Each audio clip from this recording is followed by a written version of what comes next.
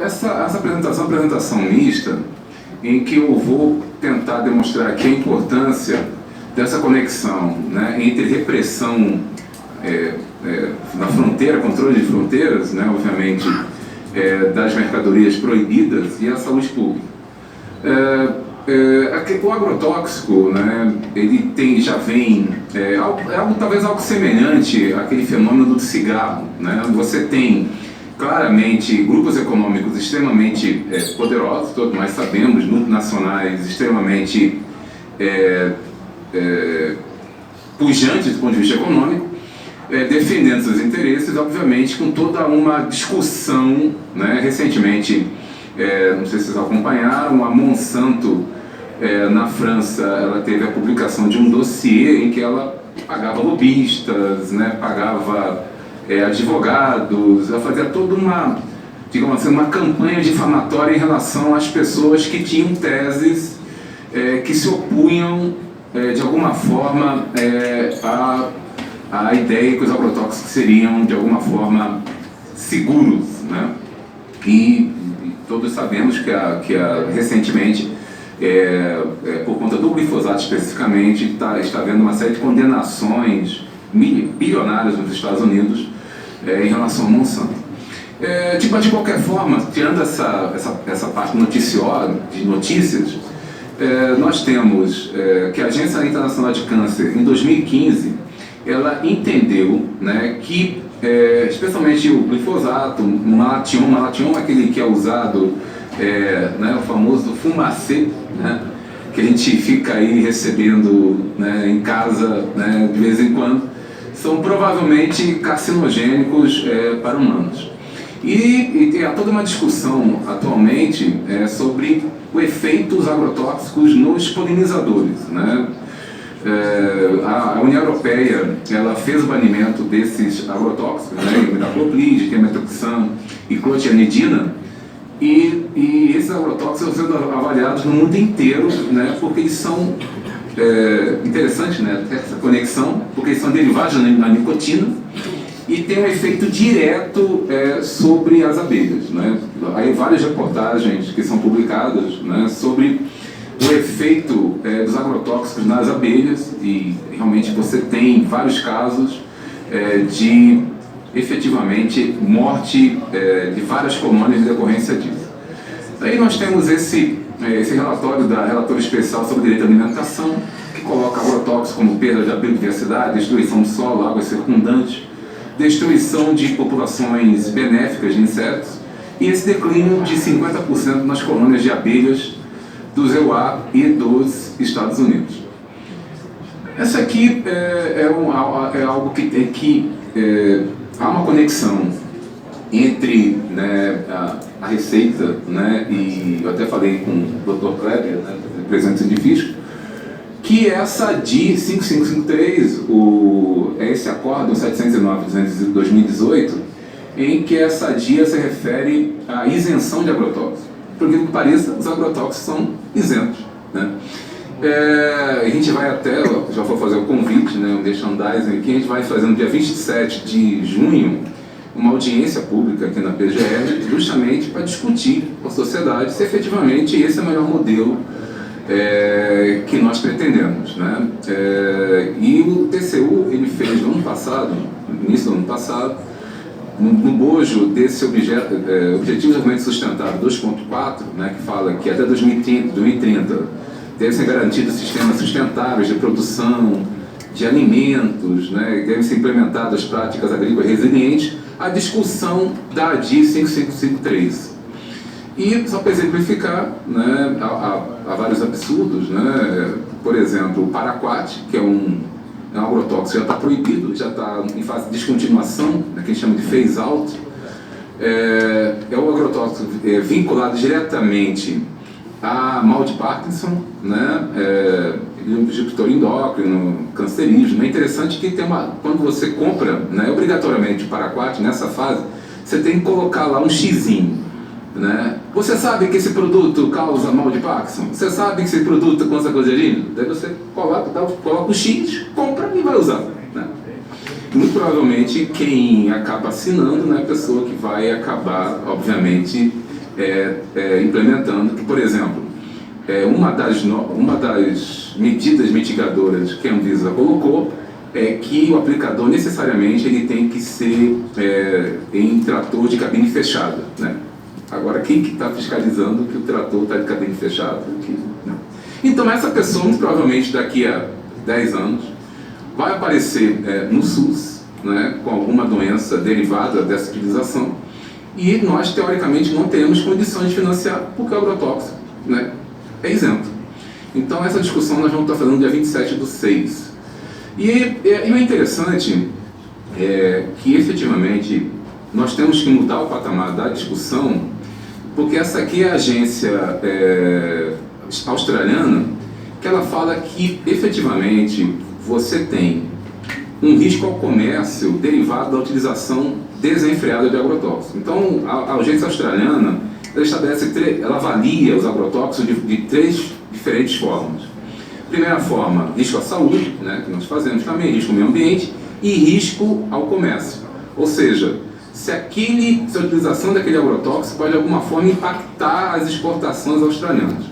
Recentemente, acho que foi ontem ou hoje, uma rede de supermercados sueca, ela baniu mercadorias brasileiras, porque supostamente elas estariam aí potencialmente contaminadas por agrotóxicos. Não é possível, então, que nós tenhamos, né, especialmente no regime de liberação excessiva de agrotóxicos, né, que não é algo desse governo, algo que já iniciou no governo anterior, possíveis sanções, né, a produtos brasileiros. E essa aqui é algo que mostra, talvez mais... Recentemente nós tivemos várias reportagens sobre qualidade da água para consumo humano no Brasil. E o interessante disso é que nós não temos controle nenhum, né? Você tem você tem duas características. Uma é vigilância e outra é controle. Vigilância é Estado. Controle é o que as concessionárias fazem. No Brasil, nós só temos controle. A vigilância de água para consumo humano, ela é extremamente deficitária. As amostras são semestrais, não obedecem qualquer tipo de conexão com a utilização dos agrotóxicos, né? Ou seja, por exemplo, se você... né? Em Mato Grosso do Sul nós temos o vazio sanitário, que vai de julho até setembro, você não planta nada. Você vai lá, tira uma amostra nesse período, né? Vai dar que obviamente não há qualquer tipo de contaminação. Então, nós temos uma vigilância extremamente deficiente, diferentemente de outros países. O Canadá, esse aqui é um slide da Agência Ambiental Canadense, em que o Canadá ele teve essa mudança, né, de uma agricultura florestal, de uma base de exploração florestal para uma base agrícola, né? E aí, à medida que houve essa mudança, né, ao longo dos anos, você teve uma degradação da qualidade da água, algo que nós não temos, né? Então, por exemplo, nos Estados Unidos, e é sempre interessante quando se faz essa comparação, né, nos Estados Unidos, eles têm um regime de monitoramento para a atrazina. A atrazina é um agrotóxico que é usado, né, especialmente em sorgo e cana-de-açúcar. E nos Estados Unidos, 85% dos cursos d'água estão contaminados com atrazina. No Brasil, a mesma coisa, né? Só que lá eles monitoram 300 cidades americanas, elas são monitoradas com amostras quinzenais, né, justamente para verificar como que se comporta como que é o comportamento das amostras de atrazina. No Brasil, né? A gente pode até perguntar, já tomou essa dose de atrazina hoje? Porque não há controle nenhum desse processo. E aí esse é o grande ponto, né, que eu já falei em vários debates assim, com o pessoal do Mapa Presente, que não é uma discussão sobre modelo, né? A gente não está falando aqui, discutindo sobre vamos partir para o modelo agroecológico, orgânico, não é isso a discussão. A discussão é se o Brasil quer ser uma super, mega, ultra potência produtora de commodities, ele tem que arcar com os custos inerentes a esse tipo de produção, que é os custos que os americanos arcam. Você não tem como comparar a EPA, que é a Agência Ambiental Americana, com o IBAMA, com todo respeito ao IBAMA, ou com a Anvisa. Né? No ano passado, nós fizemos... Houve uma decisão que proibiu a comercialização do glifosato, e a discussão que nós tivemos com a Anvisa se eles iam colocar se eles iam colocar mais uma ou mais duas pessoas no setor de reavaliação do agrotóxico.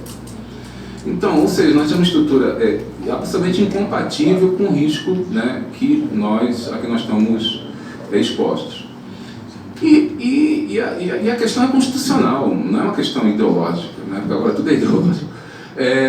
A Constituição estabelece que a ordem econômica, né, ela, na verdade, é fundada em princípios, né, da defesa do consumidor e da defesa do meio ambiente. Então, não é o contrário, né? Então, necessariamente, é uma subordinação da ordem econômica à defesa do consumidor, da saúde do consumidor e da defesa do meio ambiente. E aqui, rapidinho, a legislação, que está ainda em compasso de mudança, muda, não muda, né, onde você tem essa proibição de agrotóxicos que têm características teratogênicas, carcinogênicas, mutagênicas. Tá? E aí eu vou pedir só desculpas aqui, porque agora não esse, mas os próximos slides eu copiei rapidamente e eu acabei não conseguindo traduzir.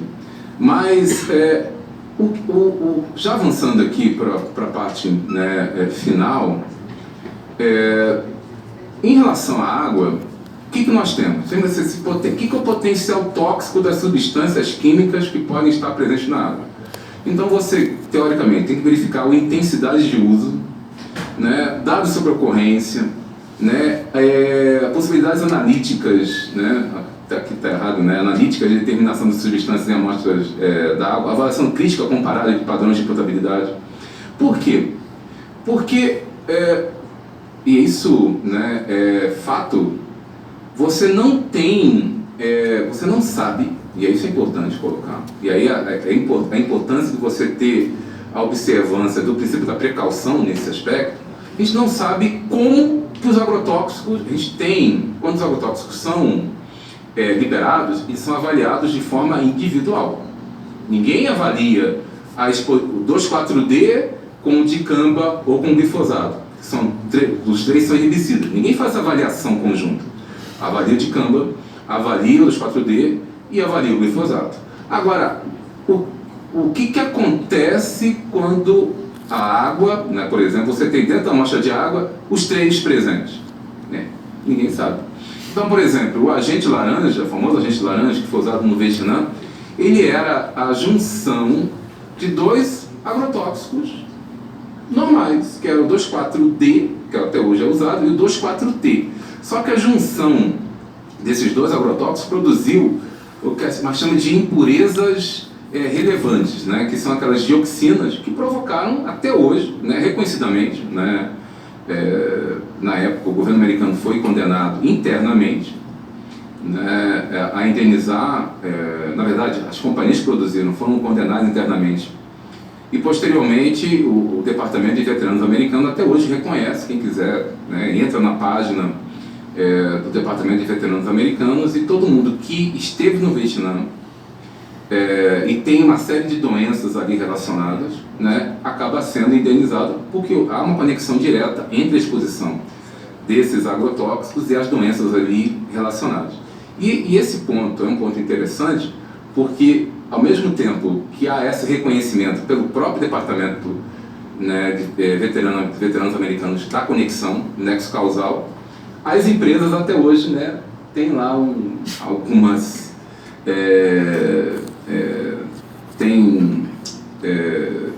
elas fazem a defesa dizendo que isso é coisa de ONG, né, que isso é loucura, que isso não tem nada provado até hoje. Então é interessante para a gente até mostrar que algo que é tão claro, a conexão é tão clara quanto no caso de laranja, mesmo nesse caso as empresas se recusam a reconhecer. E aqui o perdão que eu acabei colocando rapidamente aqui, mas é um pouco na discussão que a gente vai colocar aqui, dessa conexão entre agrotóxicos, né, e contrabando. A estimativa na União Europeia é que você tem cerca de cerca de 13,8%, né, dos agrotóxicos comercializados na União Europeia são falsificados. Né, são falsificados.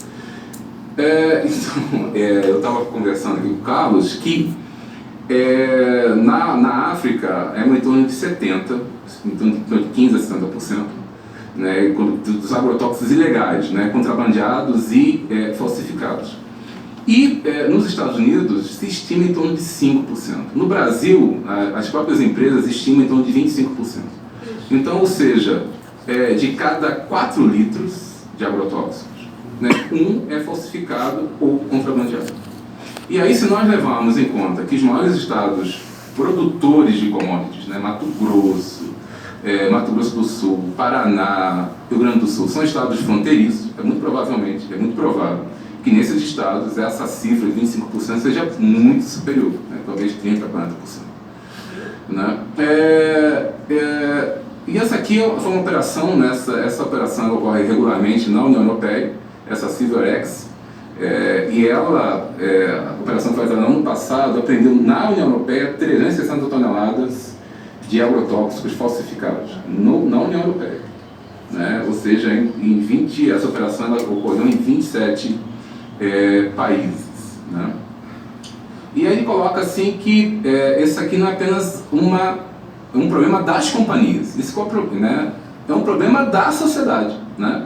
Porque esses agrotóxicos, eles justamente porque são falsificados, eles podem ter o que a gente chama dessas impurezas relevantes, né? Ou seja, o processo de produção é um processo mais impuro, que pode acarretar no produto final essas impurezas relevantes, que elas são altamente tóxicas, né, e com danos extremamente relevantes à saúde. Esse aqui é um dado da Singenta, e é um dado interessante, que ele coloca o seguinte, que o percentual ele varia de 5% a 10%. Né? Mas que em determinados mercados ela pode chegar a 25%, que é o caso do mercado brasileiro.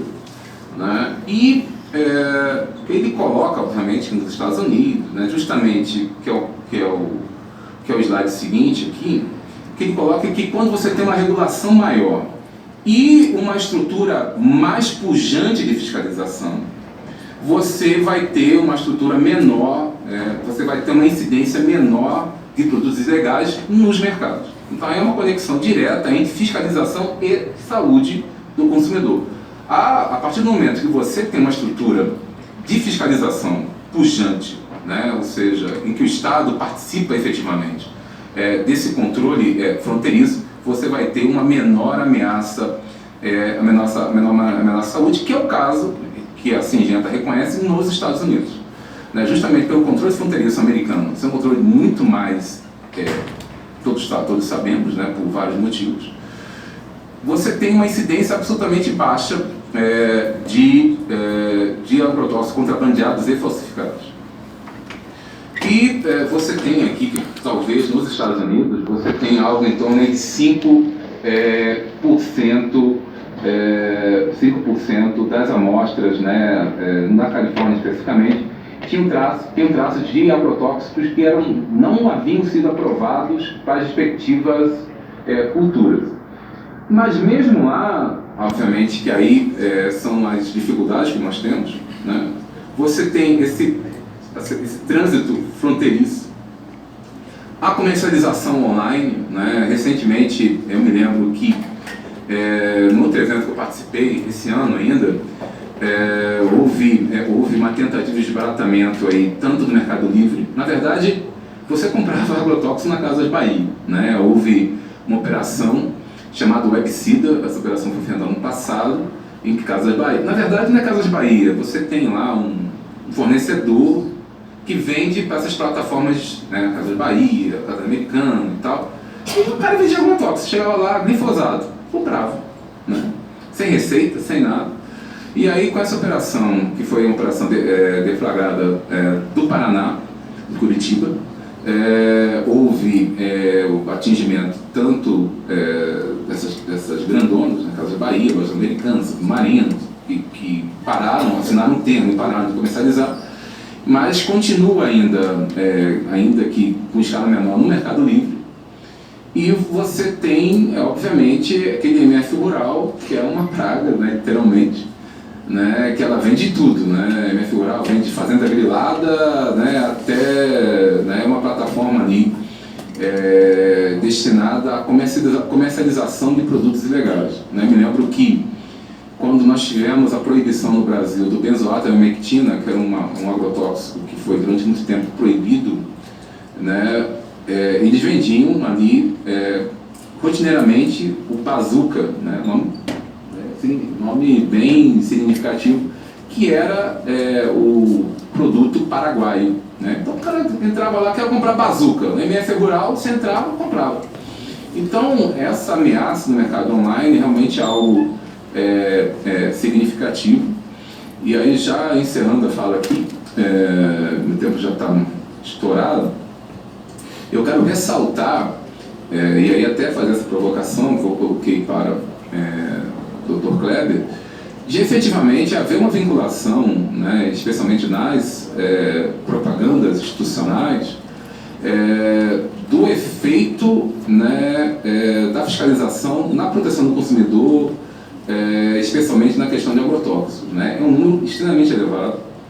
A gente não está, se os agrotóxicos eles já são reconhecidamente vinculados a danos à saúde, né, danos ao meio ambiente, como eu rapidamente coloquei aqui, imagine um que vem num saco, né, transparente lá, que é um pó branco, que você não tem a mínima ideia do que seja. Né? E o que o agricultor compra justamente porque é mais barato. Né? Então esse agrotóxico pode ser agrotóxico proibido, pode ser um agrotóxico, pode ser que seja qualquer coisa dentro. Né? Então, efetivamente, infelizmente, vários produtores rurais, né, pelo menos um quarto deles, não hesitem em usar isso. Então é fundamental que os órgãos de fiscalização não apenas, e aí é uma política do ganha-ganha, né? Ganha todo mundo, né? Ganha a fiscalização, né, com uma estrutura melhor, e ganha a sociedade com uma proteção efetiva que venha a nos proteger, né, de danos já reconhecidos tanto à saúde quanto ao meio ambiente. Vou ficar à disposição aqui para perguntas e obrigado pela paciência.